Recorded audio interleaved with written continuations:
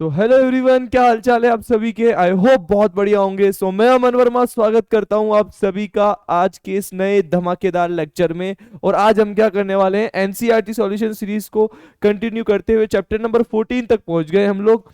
Chapter number 13 तक सारे questions NCERT के हमने एक से एक सारे क्वेश्चन को करा है, एक एक क्वेश्चन को लिखा है और बहुत अच्छे से समझा है। अब हम चैप्टर नंबर 14 की बारी है, फिर 3 चैप्टर और बच रहे हैं, फिर हमारी क्लास 12 की एनसीईआरटी सॉल्यूशन सीरीज कंप्लीट हो चुकी रही होगी। ठीक है।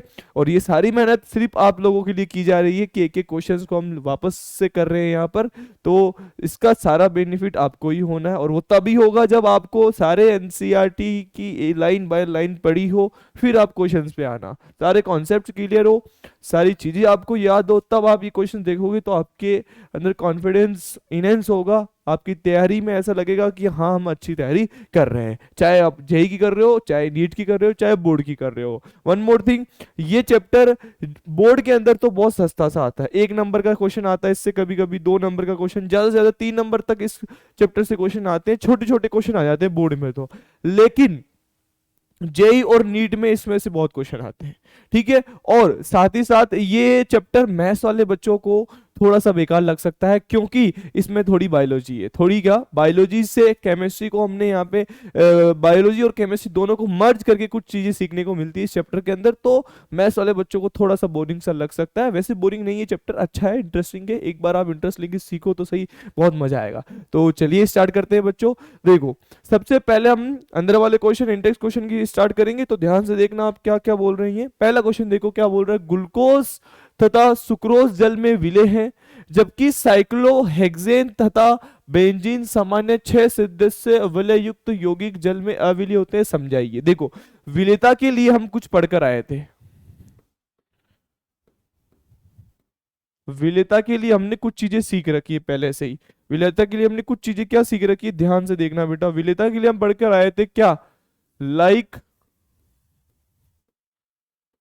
Dissolve, like. जो जैसा है ना वो उसी में घुलने के लिए ट्राई करता है, जो जैसा है वो उसी में घुलता है।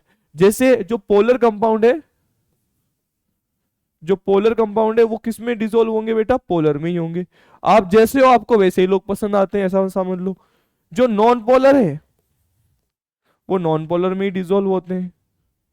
अब ये पोलर कैसे कौन होता है, नॉन पोलर कौन होता है, ये हमको पता है। हम उसका डायपोल मूवमेंट चेक कर लेते हैं, जिसका डायपोल मूवमेंट 0 हो जाता है वो नॉन पोलर हो जाता है, जिसका डायपोल मूवमेंट कुछ ना कुछ होता है उसको हम क्या बोल देते हैं, पोलर बोल देते हैं। जैसे पोलर में एग्जांपल अपन ये बोल सकते हैं H2O हुआ, जैसा हम बोल सकते हैं कि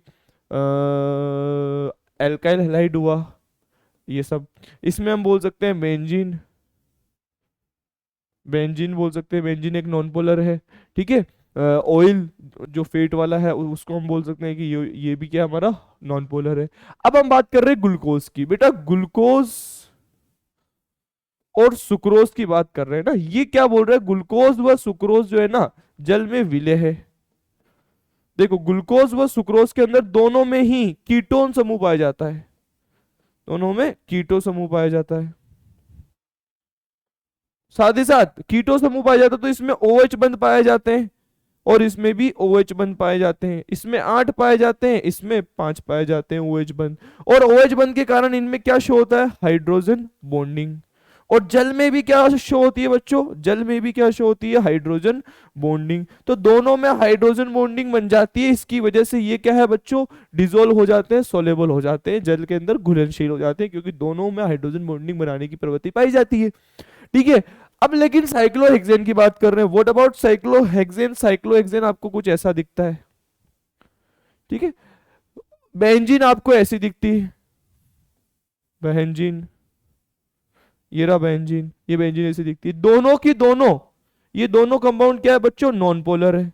जबकि जल जो हमारा है वो कैसा है, पोलर है। तो नॉन पोलर पोलर में डिसॉल्व नहीं हो सकते, नॉन पोलर नॉन पोलर में ही डिसॉल्व होते हैं, और पोलर पोलर में ही डिसॉल्व होते हैं। तो आप उसके अंदर ऐसा बोलकर आते हो। बोलो बात समझ आई क्या यहाँ पर, कि क्यों विलय है, क्योंकि दोनों के दोनों नॉन पोलर है और जल कैसा है, पोलर है। दोनों के बीच में कभी भी मिलन नहीं हो सकता है। ठीक है। तो ये विलेयता का जो कॉन्सेप्ट था वो हमने यहाँ पे सीखा है। आगे देखो बच्चों, लैक्टोज के जल अपघटन से किन उत्पादों के बनने की अपेक्षा करते हैं या होती है। लैक्टोज जो है ना बच्चों, लैक्टोज लैक्टोज किस में टूटता है ना, ध्यान से देखना, ध्यान से देखना रे मेरे गुलगुलो। लैक्टोज का जब हम जल अपघटन करते हैं, जल अपघटन करने का मतलब क्या है, एसिडिक मीडियम में हम इसकी जल से रिएक्शन करवाएंगे। यहाँ पर लैक्टेज नाम का एंजाइम काम करता है, लैक्टेज नाम का एंजाइम काम करता है। तो अपन को क्या मिलता है, एक तो मिलता है बच्चों ग्लूकोज, ग्लेक्टोज, ग्लेक्टोज, और एक मिलता है बच्चों हमको इसमें ग्लूकोज। क्या मिलता है, ग्लूकोज।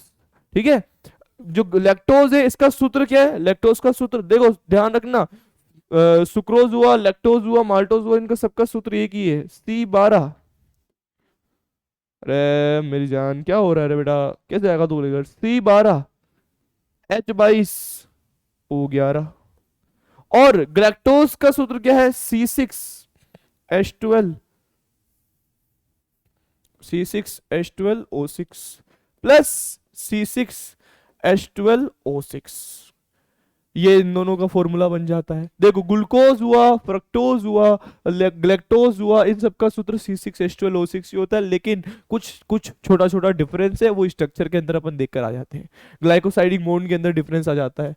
लैक्टोज हुआ, माल्टोज हुआ और सुक्रोज हुआ, इनका सूत्र सेम है लेकिन प्रॉपर्टी अलग अलग हो जाती है। तो जब हम लैक्टोज का जल अपघटन करते हैं, यहाँ 22 हाइड्रोजन है, 2 यहाँ से आएगा, H2O ही आएगा बस, यहाँ से जल H+ नहीं आएगा, H2O ही आएगा बस, ऐसा। तो 12 और 2 24 है, तो 12 और 12 24। ऑक्सीजन 12 है, 6 इधर है, 6 इधर है, सॉरी ऑक्सीजन 11 है, 11 और 1 12, तो 6 इधर 6 इधर। कार्बन 12 है, 6 इधर और 6 इधर, इस तरीके से इनके बीच में बन जाता है। आप चाहो तो इनका डायग्राम बना के भी दिखा सकते हो। ये किससे बनता है, अल्फा डी ग्लूकोज से बनता है, alpha D plus galactose, galactose plus किससे बनता है ये, अल्फा डी प्लस ग्लूकोज, ग्लूकोपाइरोनोस भी बोल सकते हैं हम इसको, क्योंकि पायरोन का व्युत्पन्न होता है। ठीक है, अब इनके आप स्ट्रक्चर देखो, स्ट्रक्चर कैसे बनती, ग्लूकोज की अल्फा डी ग्लूकोज की स्ट्रक्चर कैसे बनती थी, हावर्त संरचना पूछ रहा हूं मैं आपसे, हावर्त संरचना ऐसे बनाई थी हमने। अल्फा का मतलब क्या है कि इसमें जो OH है, जो H है वो लेफ्ट साइड होगा, और जो लेफ्ट साइड है वो ऊपर की ओर होता है। और D का मतलब क्या है, यहाँ पे डेक्स्ट्रो रोटेटरी प्लस का मतलब है, और D का मतलब क्या है, ये D वाली फैमिली से आता है। याद करो मैंने आपको स्टोरी सुनाई थी D वाली, कौन सी, साइंटिस्ट वाली, बिहारी साइंटिस्ट वाली, और ये ग्लूकोज है। ठीक है, तो एक नंबर पे यहाँ पे क्या आएगा, OH ऊपर आएगा, क्योंकि अल्फा है, तो यहाँ पे क्या आएगा, OH ऊपर आ गया। ऐसा करो, रुको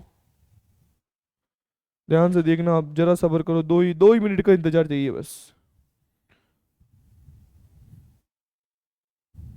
यहाँ पे कोई एक बॉन्ड होगा, यहाँ पे कोई एक बॉन्ड होगा, और यहाँ पे भी कोई एक बॉन्ड होगा, और यहाँ पे भी कोई एक बॉन्ड होगा। ध्यान से देखना बच्चों, ये देखो यहाँ 1 नंबर वाला कार्बन है, 1 नंबर वाले कार्बन पे क्या होता है, देखो मैं एक बार आपको बना के भी दिखा देता हूँ। यहाँ पर ऊपर कौन आता है, OH, और नीचे कौन आता है, H।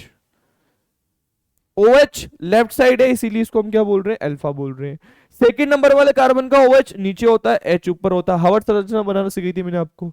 और इसके अंदर OH ऊपर, 3 नंबर का H इधर, यहाँ OH ऊपर, H नीचे, यहाँ CH2OH, और यहाँ कौन आता है, H आता है। क्या आपको यह हावर्त संरचना नहीं बनानी आती क्या, मुझे इतना बता दो, क्या आपको यह हावर्त संरचना नहीं बनाना आती क्या। इस हावर्त संरचना के अंदर कोई गलती तो नहीं है, देख लेना बस, क्योंकि मैंने आपको ये बहुत अच्छे से सिखाई थी। ये किसकी संरचना है बच्चों, अल्फा डी ग्लूकोज की। अब अल्फा डी ग्लूकोज की कैसे बनाओगे, ध्यान से देखना, ये भी ऐसे ही दिखती है,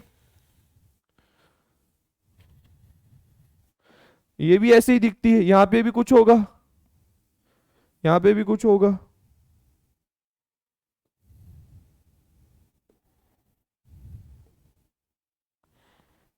देखो ध्यान से देखना, OH यहां पे भी होगा, H यहां पे भी होगा, H यहां, OH यहां, OH यहां, H यहां। बस ग्लूकोज और ग्लैक्टोज में क्या अंतर आता है, 4 नंबर के कार्बन का कॉन्फ़िगरेशन बदल जाता है। देखो 1 2 3 4, 4 में H ऊपर आ रहा है, यहां OH ऊपर आ जाएगा और H नीचे आ जाएगा। ग्लूकोज और ग्लैक्टोज में इतना सा अंतर होता है बस। और ऊपर अपना CH2OH है, और यहाँ क्या है बच्चों, OH है।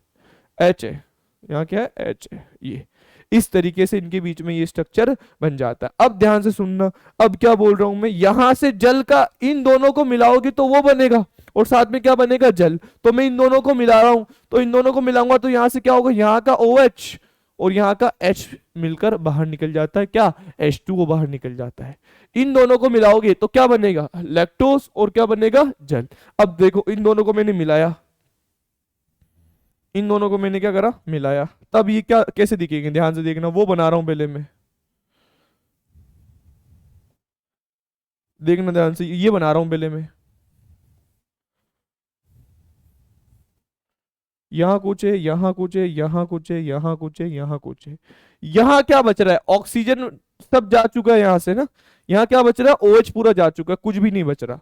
यहाँ क्या बच रहा है, HOH, ऊपर OH, इधर H, ऊपर OH, इधर H, यहाँ CH2OH, और यहाँ क्या है बच्चों, H है। ठीक है, ऐसा कैसा स्ट्रक्चर में ये बना रहा हूं, देखना जरा, यहाँ क्या है, ऊपर OH और यहाँ क्या है बच्चों, H है। ठीक है, यहाँ आ जाओ, इसके पास में HOH, OH, H, ऊपर क्या है, CH2OH, और यहाँ क्या है, H। अब यहाँ देखना ध्यान से, इसके पास ऊपर क्या लगा हुआ है, H लगा हुआ है। यहाँ क्या बच रहा है, एक ऑक्सीजन बच रहा है, तो इन दोनों के बीच में, इन दोनों के बीच में एक बॉन्ड बन जाता है, जिसका नाम है, इस पूरी संरचना का नाम तो बन गया लैक्टोज। इस पूरी संरचना का नाम तो क्या बन गया बच्चों, लैक्टोज। और ये जो बना है, ये जो बंध बना है, इसको बोलते हैं ग्लाइकोसाइडिक बंध, ग्लाइकोसाइडिक बंध, क्या बोलते हैं हम इसको, ग्लाइकोसाइडिक बंध बोलते हैं। इस पूरे संरचना का नाम है लैक्टोज। और बाहर क्या निकल गया बच्चों, एक जल निकल गया। तो मैंने ये ऊपर वाली अभिक्रिया को उल्टा करके नीचे लिख दिया। तो इस तरीके से लैक्टोज के दो उत्पाद बन जाते हैं। ये हवर्त संरचना बनाना सिखाया था मैंने आपको वहां पे, वहां से ये क्वेश्चन है, ध्यान रखना, बहुत इंपॉर्टेंट है। लैक्टोज ऐसा भी बन सकता है, लैक्टोज में ग्लाइकोसाइडिक बंध कहाँ कहाँ बनता है, तो कहाँ बन रहा है, C4 और C1, ग्लूकोज का C1 और ग्लैक्टोज का C4, इन दोनों के बीच में ये बंध बन रहा है। ठीक है, सॉरी दोनों का C1 है। ठीक है, इस तरीके से इनके बीच में ग्लाइकोलाइडिक बंध बनता है। आगे देखो नेक्स्ट क्वेश्चन, डी ग्लूकोज के पेंटा एसीटेट में आप एल्डिहाइड समूह की अनुपस्थिति का कैसे पता लगाएंगे। ठीक है, देखो जरा ध्यान से, सबसे पहले ग्लूकोज की संरचना बनाओ, संरचना, ग्लूकोज की शक्ल बनाओ, देखना जरा ध्यान से देखना।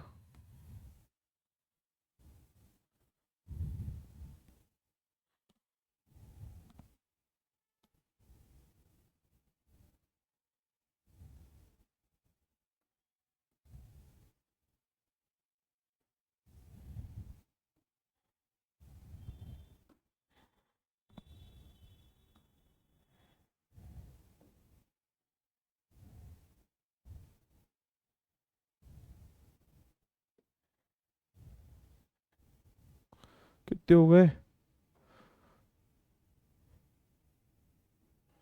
एक और चाहिए होगा ऐसा। ठीक है,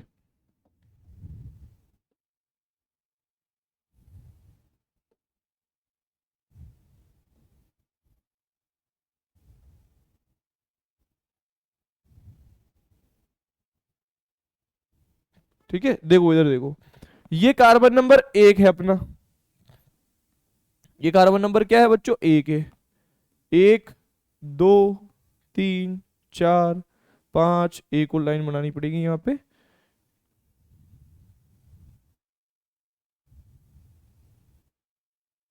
6। ठीक है, ये 6 कार्बन है। ग्लूकोज का सूत्र क्या है, C6H12O6। ग्लूकोज का सूत्र क्या है बच्चों, C6H12O6। अब ध्यान से देखना, यहाँ पे कितने कार्बन थे, 6 लगा दिए मैंने। अब क्या बच रहा है, OH बच रहा है और H बच रहे हैं, मतलब ऑक्सीजन और हाइड्रोजन बच रहे हैं। तो ध्यान रखना OH, अरे यार ये ऐसी नहीं बनेगी यार, कुछ कुछ चेंज करना पड़ेगा, रुको।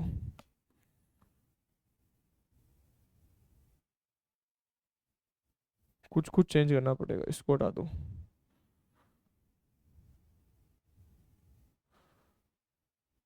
सी डबल बॉन्ड ओ, नहीं ऐसे भी नहीं। रुको रे यार, इसको पूरा हटाने दो मुझे, मैं मेरे हिसाब से ही बनाता हूँ।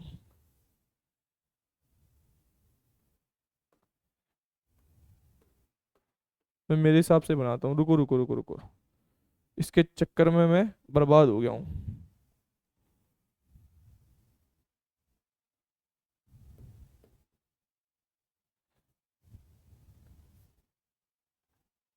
मजाक हो गई ये तो मेरे साथ में।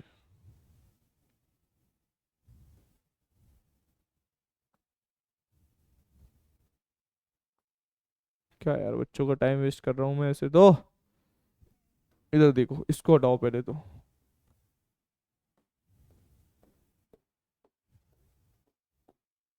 ठीक है, अब देखना जरा,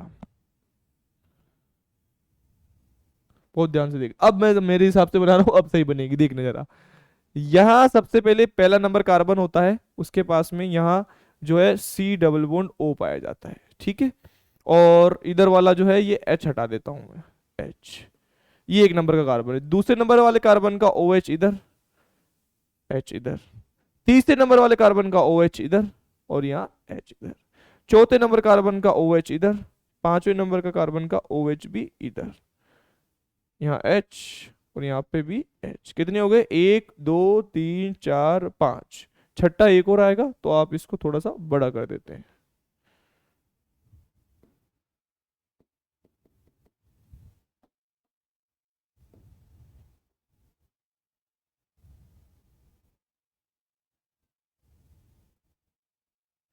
देखो इधर, ये छठे नंबर का कार्बन आएगा इधर। यहाँ ओ एच, और यहाँ एच, और यहाँ एच। अब देखो जरा ध्यान से, तुम बहुत ध्यान से देखना। ये जो एक नंबर का कार्बन है ना बेटा, ये एक नंबर का कार्बन है। दो है, तीन है, चार है, पांच है, छह। छह कार्बन हो गए। ठीक है, 12 हाइड्रोजन हो रहे हैं, गिनो, 1 2 3 4 5 6 7 8 9 10 11 12। ऑक्सीजन छह हो रहे क्या, 1 2 3 4 5 6। ये ग्लूकोज की संरचना है। ग्लूकोज की संरचना में इतना ध्यान रखना, OH इधर होता है, एक OH इधर होता है। आपको एक चीज बता देता हूं मैं, ऐसे समझ लो, ऐसे। ऐसा नहीं करोगे ना, ना ना, गंदी बात। ऐसा, OH इस तरफ, OH इस तरफ। ऐसा नहीं करोगे, फिर बोल रहा हूं ना, बहुत गंदी बात। OH इधर, ठीक है, बाकी सारे इस तरफ, ऐसे। ठीक है, तो ये ग्लूकोज की संरचना बनती है। अब सुनो जरा बात को आगे ध्यान से। इसमें क्या हुआ ना, इसमें ये जो बंदे 1 नंबर का और 5 नंबर का, इनके बीच में एक बॉन्ड बन जाता है। ठीक है, इन दोनों के बीच में 1 नंबर कार्बन और 5 नंबर के बीच में एक बॉन्ड बन जाता है। तब ये कैसे दिखते हैं, ध्यान से देखना। तब ये कैसे दिखते हैं, ध्यान से देखना। यहां से OH हट जाता है, सिर्फ और सिर्फ क्या बचता है, ऑक्सीजन इधर आ जाता है। और यहां क्या बचता है, यहां जो OH था, जो ऑक्सीजन था, उसके बीच में तो आ जाता है OH, और वो बॉन्ड यहां इससे बन जाता है, ऐसे। ठीक है, इस तरीके से एक बॉन्ड बन जाता है। तो इस कार्बन के पूरे 4 बॉन्ड बन जाते हैं। एक ये हाइड्रोजन हो गया, और एक बॉन्ड यहां बन गया, एक बॉन्ड यहां बन गया, ऑक्सीजन के भी 2 बन गए।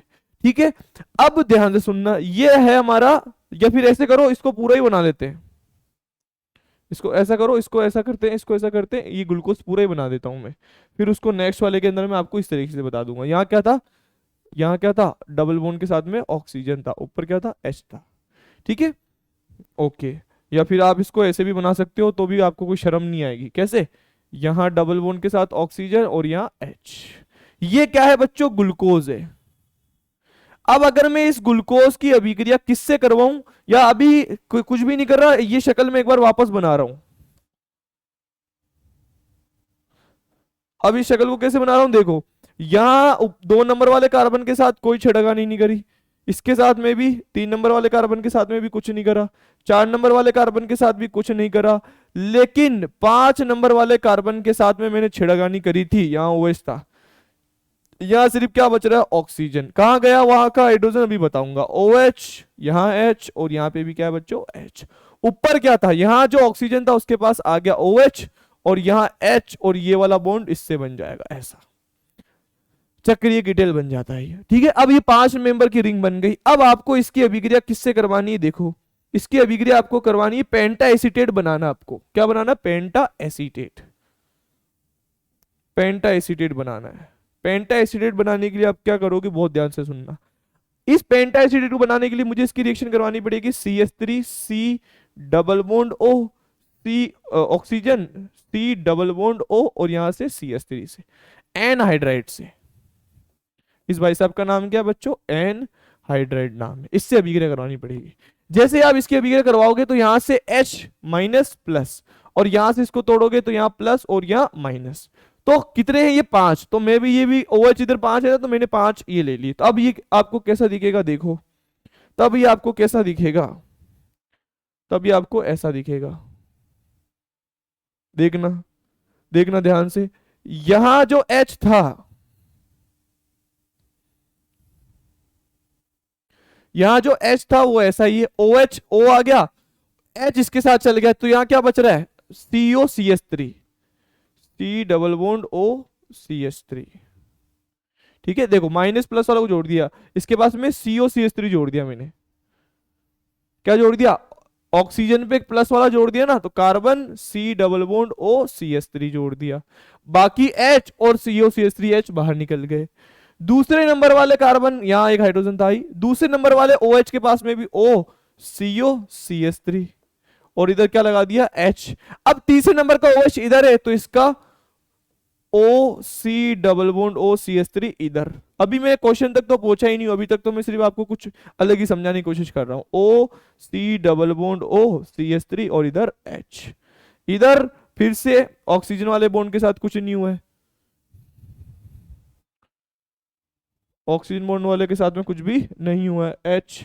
और यहां पे फिर से OCOCH3 और यहाँ पे H और यहाँ पे भी H, ऐसा बन जाएगा ये। ठीक है, अब सुनना मेरी बात को, मैंने क्या करा है, अभी तक कुछ भी नहीं करा, ग्लूकोज बनाया था, ग्लूकोज की शक्ल से आपको मैंने ये बता दिया कि इस तरीके से 5 नंबर की एक रिंग बन जाती है। इन भाई साहब की अभिक्रिया एनाहाइड्राइड से करवाती है तो ऐसे बन जाता है। अब सुनो, अब क्वेश्चन पे आ रहा हूं मैं। अब क्वेश्चन क्या बोल रहे हैं, डी ग्लूकोज ये रहा, पेंटा एसीटेट वो रहा, ये क्या है, पेंटा एसीटेट है। ग्लूकोज का ये क्या है बच्चों, पेंटा एसीटेट है।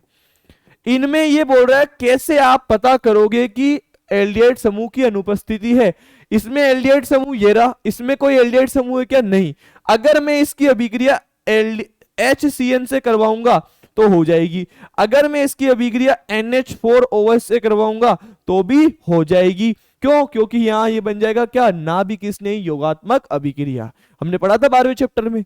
अगर मैं इसकी अभिक्रिया करवाऊंगा टॉलेंस रिएजेंट के साथ में या फेलिंग विलियन के साथ में तो भी ये अभिक्रिया हो जाएगी, ये इसको ऑक्सीकृत कर देंगे और यहाँ पे आगे ये COH में कन्वर्ट हो जाएगा। लेकिन अगर मैं इसकी अभिक्रिया HCN से करवाऊंगा तो नहीं होगी। अगर मैं इसकी अभिक्रिया NH4OH अमोनियम हाइड्रोक्साइड के साथ करवाऊंगा तो ये ऑक्सिम नहीं बनाएगा। अगर मैं इसकी अभिक्रिया टॉलेंस रिएजेंट से करवाऊंगा तो ये इसको अपचेत नहीं करेगा। अगर फेलिंग सॉल्यूशन डालूंगा तो भी इसको अपचेत नहीं करेगा, क्योंकि इसमें एल्डिहाइड समूह नहीं है। तो आप इस तरीके से इनके अंदर पता लगा सकते हो। ये 4-5 चीजें डालकर हम पता लगा लेते हैं कि ये आपस में अभिक्रिया करेंगे या नहीं करेंगे। अब अगर अभिक्रिया कर लेवे तब तो ये बन जाते हैं एल्डिहाइड ग्लूकोज, और नहीं करते तो ये बन जाते हैं पेंटा एसीटेट। आ गया हो, अब बहुत टाइम लग गया इस क्वेश्चन में। एमिनो अम्ल के गलनांक जल में विलेयता सामान्यतः संगत हेलो अम्लों की तुलना में अधिक होते हैं। एमिनो अम्ल क्या होते हैं बच्चों, जैसे मान लो मैंने लिखा RCH NH2COOH, एक तरह का मैंने ये कोई एमिनो अम्ल लिखा। एमिनो अम्ल क्या होते हैं, जिसमें COH समूह भी आ रहा है और NH2 समूह भी आ रहा है। ऐसा यौगिक जिसमें COH समूह भी आता है और NH2 भी आता है उसको हम क्या बोलते हैं, एमिनो अम्ल बोलते हैं। इनके गलनांक अधिक होते हैं क्योंकि, और जल में विलेयता भी अधिक होती है। देखो जल में विलेयता अधिक क्यों होती है, इसमें 2-2 हाइड्रोजन बॉन्डिंग हो सकती है, 2 हाइड्रोजन बंधन के कारण। यहाँ पे NH2 भी जल के साथ में हाइड्रोजन बॉन्डिंग कर सकता है और COH भी जल के साथ में हाइड्रोजन बॉन्डिंग कर सकता है। और ये हाइड्रोजन बॉन्डिंग दो दो प्रकार से हाइड्रोजन बॉन्डिंग हो सकती है, मतलब इसकी विलेयता अधिक होगी संगत हेलो अम्लों की तुलना में, और इसके गलनांक क्वथनांक भी अधिक होंगे, क्योंकि हाइड्रोजन बॉन्डिंग ज्यादा है, हाइड्रोजन बॉन्डिंग ज्यादा है, इसको तोड़ने में ज्यादा एनर्जी लगेगी, मतलब गलनांक और क्वथनांक का मान भी ज्यादा होगा और विलेयता भी ज्यादा होगी, क्योंकि ये दोनों के दोनों फैक्टर, ये फैक्टर और ये फैक्टर दोनों डिपेंड करते हैं हाइड्रोजन बॉन्डिंग पर। ठीक है, तो ये आंसर अपन इसका लिख देंगे। और ये भी बोल सकते हैं ये उभयधर्मी है, उभयधर्मी होने का मतलब ये अम्लीय भी है और क्षारीय भी, क्योंकि ये ज्विटर आयन बनाता है, और ज्विटर आयन हम पढ़कर आए थे कि ये ज्विटर आयन कैसे बनता है। अभी वापस आएगा ये क्वेश्चन। अंडे को उबालने पर उसमें उपस्थित जल कहां चला जाता है? ध्यान से देखना बच्चों, मान लो कि ये अंडा है, ठीक है, इस अंडे में कुछ कुछ ऐसे dot dot dot dot dot जल पाए जाते हैं। जब हम इसमें आग लगा देते हैं, ताप बढ़ा देते हैं, आग लगा देते हैं, तो इस अंडे में जो जल होता है वो गायब हो जाता है, क्योंकि इस अंडे में जो प्रोटीन होता है ना, उस प्रोटीन का विकृतीकरण हो जाता है। प्रोटीन का क्या हो जाता है? विकृतीकरण हो जाता है। विकृतीकरण होने का मतलब क्या है? प्रोटीन अपनी जैविक सक्रियता को खो देता है। 4 डिग्री से 3 डिग्री, 3 डिग्री से 2 डिग्री, 2 डिग्री से 1 डिग्री, लेकिन 1 डिग्री आगे अप्रभावित रहता है, वो आगे और नहीं टूट सकता है। ठीक है, तो प्रोटीन का विकृतीकरण हो जाता है, और विकृतीकरण होने के पश्चात उसका स्कंदन हो जाता है। होने के पश्चात उसका क्या हो जाता है बच्चों? स्कंदन हो जाता है। स्कंदन होने का मतलब क्या है? कोलाइडी विलयन में पढ़ा था अपन ने, वो अपने आवेशों को और खोते जाते हैं। ठीक है, अब ये जो प्रोटीन बचा है विकृति स्कंदित प्रोटीन, ये जो स्कंदित प्रोटीन है जल द्वारा अधिशोषित हो जाता है। स्कंदित प्रोटीन जल द्वारा अवशोषित हो जाता है। अवशोषित व अधिशोषित दोनों हो जाता है। और अगर ये अवशोषित हो जाता है तो यहाँ वहां से जो भी जल है वो अपना जल क्या होता है? गायब हो जाता है। तो इसका सही आंसर क्या लिखोगे?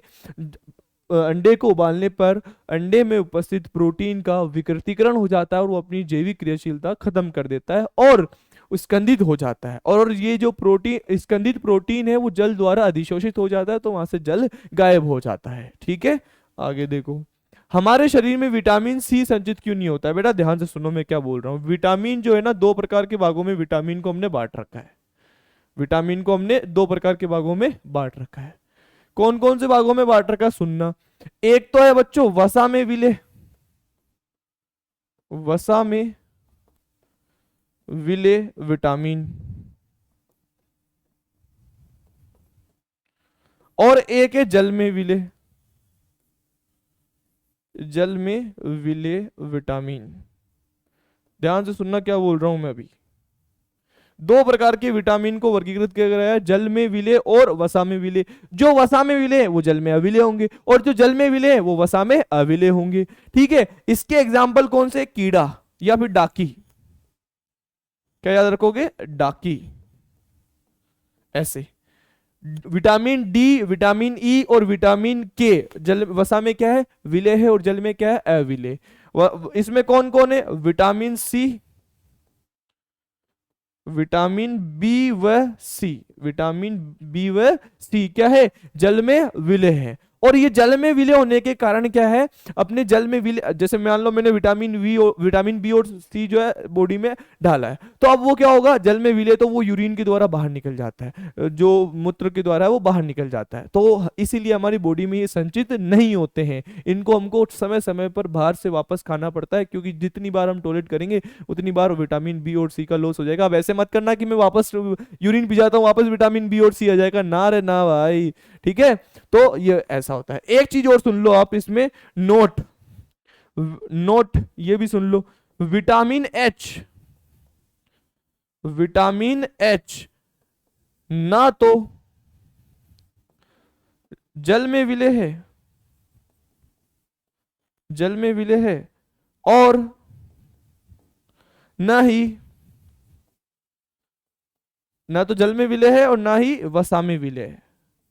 एक ऐसा है जो दोनों में विलेय नहीं है। ध्यान रखना बच्चों, ये है ना, आ सकता है ऐसा ऐसे जो भी इंपॉर्टेंट पॉइंट होते हैं मैं साथ साथ बताते जाता हूँ, नोट्स में भी बता रखे हैं। ठीक है, तो हमारे शरीर में विटामिन सी संचित क्यों नहीं होता है? क्योंकि विटामिन सी जल में विलेय होता है, जो कि जल में विलेय होने के कारण वो यूरिन के द्वारा बाहर निकल जाता है। आगे देखो, यदि डीएनए के थाइमीन युक्त न्यूक्लियोटाइड का जल अपघटन किया जाए तो कौन कौन से उत्पाद बनते हैं? ध्यान से सुनना बच्चों। डीएनए, डेडीज, नाइजा, नाइजाद क्या बोलते हैं, नाजायद औलाद, डीऑक्सीराइबो न्यूक्लिक एसिड। जब हम इसका जल अपघटन करते हैं, क्या करते हैं हम इसका जल अपघटन करते हैं, तो क्या होता है, हमको तीन तीन चीजें प्राप्त होती है। हमको क्या होता है बच्चों? तीन चीजें प्राप्त होती है। तीन चीजें प्राप्त होती है। क्या क्या तीन चीजें प्राप्त होती है? ध्यान से सुनना। पहली चीज हमको प्राप्त होती है, पहली चीज हमको प्राप्त होती है पेंटोज शर्करा, शुगर, पेंटोज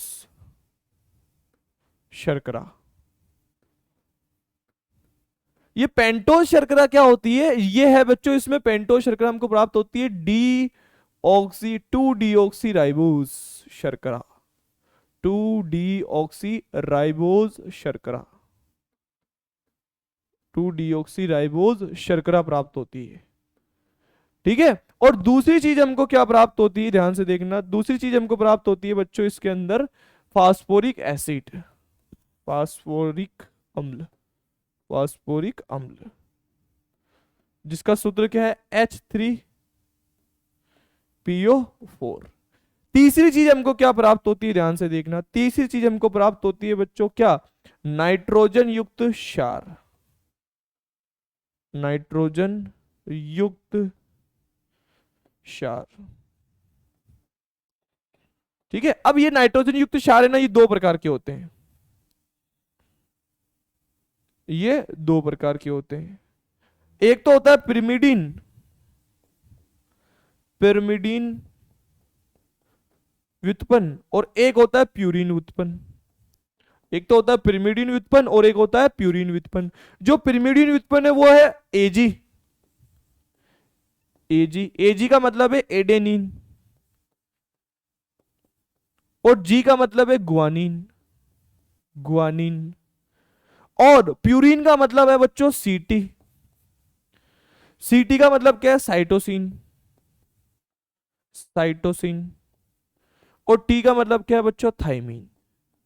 तो ये चार होते हैं, चार व्युत्पन्न होते हैं, एजीसीटी, ऐसे याद रखना, एजीसीटी। और जो आरएनए है उसमें टी की जगह क्या आ जाता है बच्चों? यू आ जाता है, यूरेसिल आ जाता है उसके अंदर। ठीक है। अब सुनना मेरी बात को ध्यान से, मैं क्या बोल रहा हूं। डीएनए का जब हम जल अपघटन करते हैं तो जो है तीन चीजें प्राप्त होती है, पेंटोज शर्करा, फास्फोरिक अम्ल और नाइट्रोजन युक्त क्षार। पेंटोज शर्करा कौन सी? 2 डीऑक्सी राइबोज शर्करा। फास्फोरिक एसिड प्राप्त होता है, नाइट्रोजन युक्त पिरिमिडीन और प्यूरिन उत्पन्न होते हैं, एजीसीटी। ठीक है। अपन ऐसे याद रख सकते हैं, पत्नियां कैसे बोलती है अपने पति को? एजी तुमसे कुछ कहना है, एजी तुमसे, टी को पहले लिख लेना, सी को बाद में, तुमसे कुछ कहना है। ठीक है। आज की पंचायती करनी है कि सुनो आज क्या हुआ ऐसा सारी पंचायती करनी है। ठीक है। तो ये वाला काम अपन को इसमें करना रहेगा। अगर ये आरएनए होता, आरएनए का जल अपघटन करते तो भी पेंटोज शर्करा प्राप्त होती, फिर राइबोज शर्करा प्राप्त हो जाती, फास्फोरिक अम्ल प्राप्त होता, नाइट्रोजन युक्त क्षार होता, पिरिमिडीन और प्यूरिन उत्पन्न होते हैं। पिरिमिडीन में एजी दोनों आते हैं, प्यूरिन के अंदर सी ये आता, बस थाइमीन की जगह यूरेसिल आ जाता, यू आ जाता। ठीक है। अब आगे देखो बच्चों क्या है। जब आरएनए का जल अपघटन किया जाता है तो प्राप्त क्षारकों की मात्राओं के मध्य कोई संबंध नहीं होता, लेकिन आरएनए की संरचना में विषय ये रहा, सेम चीज है ना। अगर यहां मैं आरएनए लिखूंगा सब सेम रहेगा, आरएनए लिखूंगा तो सब सेम रहेगा, बस यहां पे टी की जगह क्या लिख दोगे? यू, और यू का मतलब क्या है? यूरेसिल। ठीक है। सेम, सब कुछ सेम रहेगा, ये चीज पूछ रहे हैं। और एक वो भी पूछ रहा है कि इनके बीच में क्या संबंध है। ऐसी संरचना होती है डीएनए की, दो दो लट्टे, तो उसमें जी और सी के बीच में बॉन्ड बनता है, जी और सी के बीच में बॉन्ड बनता है, और ए और टी के बीच में बॉन्ड बनता है। ठीक है। द्विकुंडली संरचना होती है ये। बस खत्म आज का कार्यक्रम। तो अब मिलेंगे हम फिर नेक्स्ट वीडियो में, और जहां हम करेंगे फिर से जो एनसीईआरटी के बाहर वाले क्वेश्चन है उनको, वो भी बहुत अच्छे अच्छे हैं। इस चैप्टर की खास बात है कि इसमें कुछ ज्यादा माथा पच्ची आती नहीं क्वेश्चंस के अंदर, वही क्वेश्चंस है जो अपने नोट्स के अंदर पढ़ रखे हैं। ठीक है। तो मिलते हैं नेक्स्ट क्लास में, तब तक के लिए बाय बाय, धन्यवाद, पढ़ते रहिए, मजे करते रहिए।